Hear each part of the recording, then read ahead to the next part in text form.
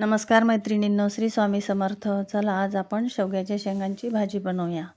तर बघा, मी इथे शेवग्याच्या शेंगा छान अशा सोलून घेतल्या आहे आणि मसाल्यासाठी बघा खोबरं आणि कांदा कट करून घेतला आहे.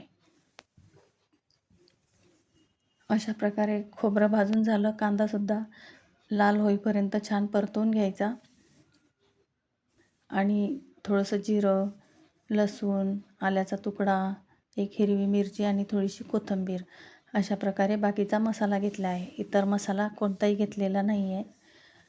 आणि कांद्यावर मी थोडीशी धना पावडर परतवून घेते. बघा, अशा प्रकारे आपला साधा मसाला तयार. तोपर्यंत शेंगासुद्धा इथं उकडून झालेले आहे. तर बघा, अशा प्रकारे मी मसाला वाटून घेतला. नंतर उकडलेल्या शेंगा त्यांचं पाणी निथळून काढून घेतलं आणि कढईमध्ये अगदी दोन ते अडीच पळी तेल घालून मसाला छान परतवून घ्यायचा. आपल्याला जास्त तेलकट आवडत असेल तर तुम्ही जास्त तेल घालू शकता, पण आपण इथे अगदी कमी तेलामध्ये आणि कोणताही मसाला न वापरता अशी छान भाजी तयार करणार आहे. अगदी कोणताही खडा मसाला किंवा बाहेरचा मसाला न वापरता आपण घरगुती मसाल्यात सुद्धा चवदार भाजी अशी बनवू शकतो.